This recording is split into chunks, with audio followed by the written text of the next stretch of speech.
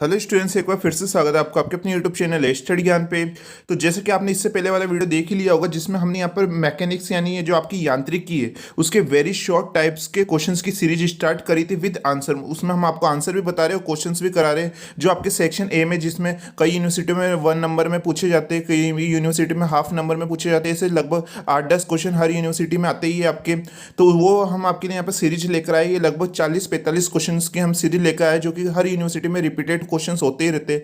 पिछली वीडियो में मैंने आपको यहाँ पर 20 क्वेश्चंस बताए थे विद आंसर, और आज भी लगभग आपके 20 से 25 क्वेश्चंस यहाँ पर होने वाले विद आंसर। तो आज की आप ये वीडियो पूरा एंड तक जरूर देखिएगा। जिन स्टूडेंट्स को इसकी पीडीएफ चाहिए तो पीडीएफ हमने यहाँ पर पूरी जो पीडीएफ है फर्स्ट क्वेश्चन से लेकर आज यहाँ पर जितने भी क्वेश्चन होंगे पूरे क्वेश्चन के हमने यहाँ पर सेपरेट पीडीएफ तैयार कर रखी है। वो पीडीएफ आपको हमारी पीडीएफ स्टोर पर मिल जाएगी, वहाँ पर जाके आप उसे ले सकते हैं। ठीक है, अब बात करते हैं हम यहाँ पर आज की वीडियो पर। तो जो भी स्टूडेंट्स इस चैनल पर नए इसे सब्सक्राइब जरूर कर लीजिएगा, क्योंकि यहाँ पर आपको हमेशा बीएससी से रिलेटेड स्टडी मटेरियल यहाँ पर आपको प्रोवाइड करवाया जाता है। तो इससे पहले आपने 20 क्वेश्चन तो यहाँ पर देख ही लेते हैं। आज यहाँ पर क्वेश्चन नंबर है आपके 21 है, जो कि क्या है, पैसा अनुपात की सीमा क्या है।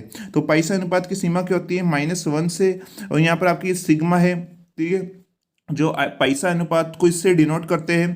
तो -1 से यहाँ पर आपके जो -1 है लेस देन होता है आपके सिग्मा से, और जो सिग्मा है वो यहाँ पर आपके लेस देन होता है हाफ से। ठीक है, तो ये आपकी पैसा अनुपात की सीमा होती है, यानी जो पैसा रेशो की जो लिमिट है, जो कि काफ़ी बार यूनिवर्सिटियों में रिपीट होती रहती है। एक काम आपको और करना है, अपनी यूनिवर्सिटी का नाम कमेंट बॉक्स में जरूर लिखिएगा, जिससे हमें पता लगे कि कौन कौन सी यूनिवर्सिटी के स्टूडेंट्स इस वीडियो को देख रहे हैं। उसके बाद हम बात करते हैं क्वेश्चन नंबर 22 की, जो कि क्या है, बंकन आघूर्ण को परिभाषित कीजिए।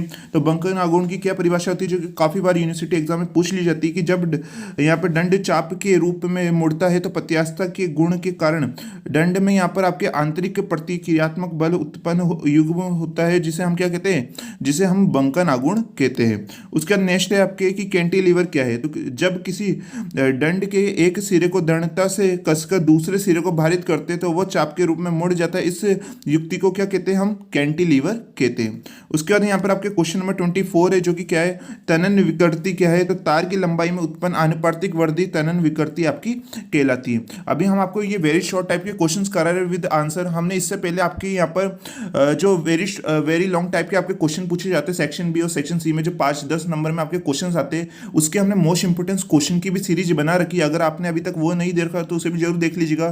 तो हमने प्लेलिस्ट इसकी सेपरेट बना रखी है, उस प्लेलिस्ट में आपको सभी वीडियो मिल जाएंगे। और आने वाले समय में हम आपके लिए यहाँ पर जल्द ही न्यूमेरिकल के ऊपर भी सेपरेट वीडियो लाने वाले हैं, क्योंकि आप सबको पता है इस बुक में आपके न्यूमेरिकल भी काफ़ी बार पूछ लिए जाते हैं। तो न्यूमेरिकल के ऊपर भी हम सेपरेट वीडियो लाने वाले हैं। तो आप ज़्यादा से ज़्यादा स्टूडेंट्स कमेंट करके जरूर बताइएगा। उसके बाद क्वेश्चन नंबर 25 है कि सरल आवर्त गति, जिसे हम यहाँ पर सिंपल हार्मोनिक मोशन कहते हैं, SHM, उसकी क्या डेफिनेशन होती है। तो ऐसी दोलनी गति जिसमें पिंड पर माध्य गति की ओर उसके विस्थापन के समानुपाती क्या लगता है, बल लगता है, उसे हम क्या कहते हैं, सरल आवर्त गति, वो आपकी यहाँ पर कहलाती है। उसके बाद क्वेश्चन नंबर 26 है कि सरल आवर्त गति का यहाँ पर समीकरण क्या होता है, जो कि काफ़ी बार पूछ लिया जाता है, और उसको काफ़ी जो उसका डेरिवेशन है प्रूफ करने का, वो भी काफ़ी बार यूनिवर्सिटी में आता है। उसके बाद यहाँ पर आप देख सकते हो, जो कि क्या होता है, d2x/dt² प्लस ω²x = 0। यहाँ पर आपकी ये इक्वेशन होती है।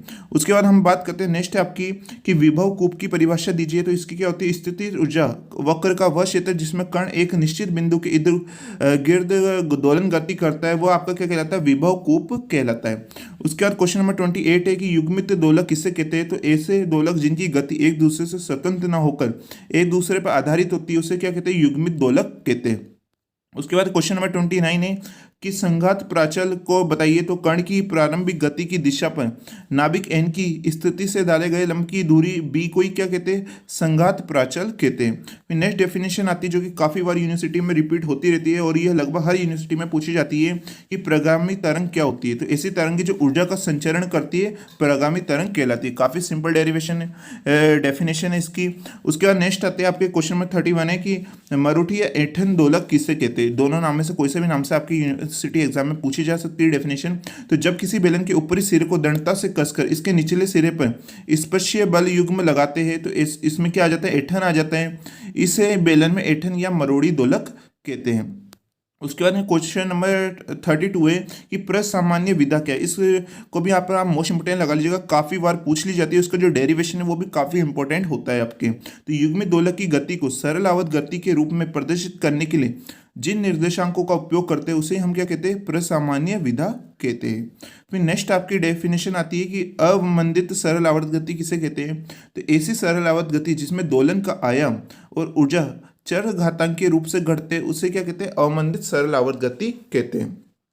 फिर नेक्स्ट आपकी डेफिनेशन आ जाती है कि माध्य शक्ति ह्रास किसे कहते हैं। तो प्रति सेकंड अवमंदन बल के विरुद्ध खर्च की गई माध्य ऊर्जा ह्रास क्या कहलाती है, आपकी माध्य शक्ति ह्रास यहाँ पर आपकी कहलाती है, या माध्य ऊर्जा ह्रास भी कह सकते हैं। इसे हम यहाँ पर पी बार से यहाँ पर करते हैं, जिसकी यहाँ पर आपको फॉर्मूला क्या देख सकते हैं कि P bar equal to minus D E bar upon D T, जो कि यहाँ पर आपके माध्य शक्ति ह्रास का फॉर्मूला होता है।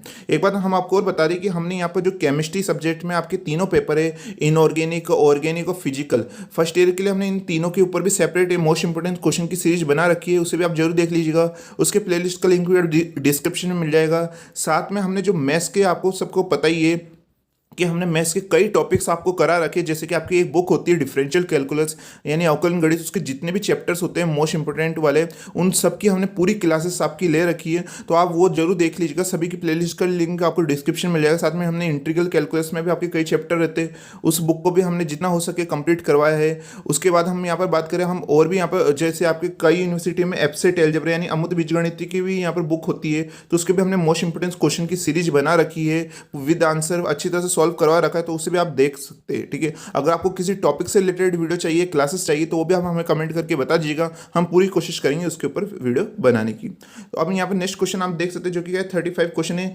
विशेषता गुणांक किसे कहते हैं। तो प्रति चक्र माध्य शक्ति ह्रास के सापेक्ष माध्य ऊर्जा संग्रहण को बताने वाला गुणांक क्या कहलाता है, विशेषता गुणांक कहलाता है। इसे हम क्यू से व्यक्त करते हैं। काफी मोस्ट इंपोर्टेंट डेफिनेशन है, परिभाषा, जो कि काफी बार पूछ ली जाती है। उसके बाद क्वेश्चन नंबर 36 है कि प्रणोदित यहाँ पर सरल आवर्तित दोलक किसे कहते हैं। तो ऐसी सरल आवर्त गति जिसमें पिंड बाह्य आवर्ती बल के प्रभाव में नियत आयाम से दोलन करता है, प्रणोदित सरल आवर्त गति कहलाती है। और पिंड आपका क्या कहलाता है, प्रणोदित सरल आवर्ती दोलक कहलाता है।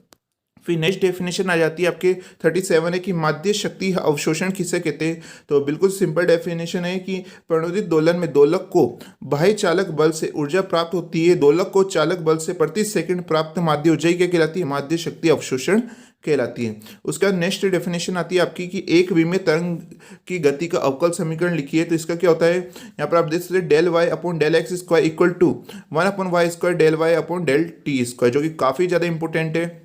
उसका जो सेपरेट डेरिवेशन है वो भी आपके लॉन्ग टाइप के क्वेश्चन में काफ़ी बार पूछ लिया जाता है।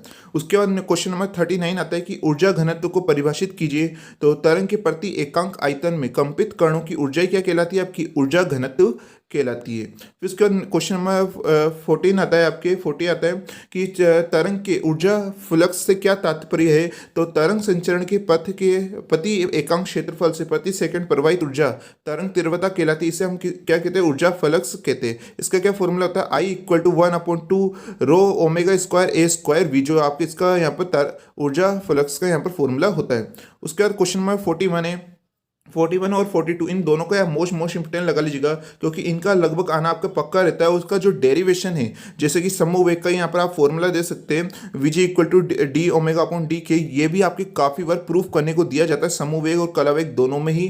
तो तरंग समूह का वेग ही क्या कहलाता है, आपका यहाँ पर समूह वेग कहलाता है। इसे हम किससे, वीजी से व्यक्त करते हैं। इसका फॉर्मूला आपने यहाँ पर देख लिया है।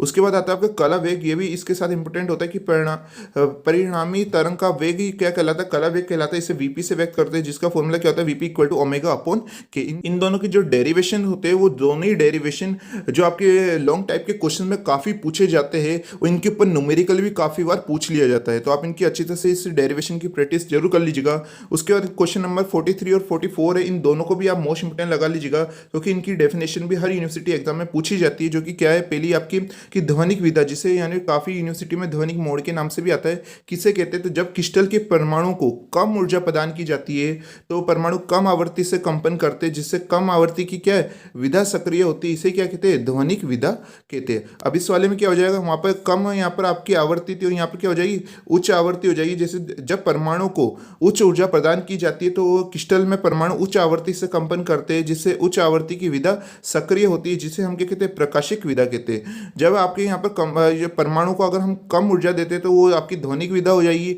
और जब परमाणु को हम उच्च ऊर्जा प्रदान करते हैं, तो वो कौन सी विधा में आ जाती है, आपकी प्रकाशिक विधा हो जाती है। ये जो दोनों ही डेफिनेशन है काफ़ी बार यूनिवर्सिटी एग्जाम में पूछ ली जाती है। तो आई होप आपको ये जो दोनों ही वीडियो काफ़ी पसंद आए होंगे, क्योंकि इसमें हमने लगभग आपको 44 यहाँ पर आपको डेफिनेशंस कराई है, जो कि हर यूनिवर्सिटी एग्जाम में बार बार रिपीट होती रहती है, जो कि काफ़ी ज़्यादा इंपॉर्टेंट होती है। तो आप इन्हें अच्छी तरह से याद कर लीजिएगा और आप अपनी यूनिवर्सिटी का नाम कमेंट बॉक्स में लिखना ना भूले। और जल्दी हम आपके लिए यहाँ पर जो न्यूमेरिकल के ऊपर भी सेपरेट वीडियो लाने वाले, इससे पहले मैंने आपके यहाँ पर जो लॉन्ग टाइप के क्वेश्चन होते हैं उसके ऊपर भी सेपरेट वीडियो बना रखा है।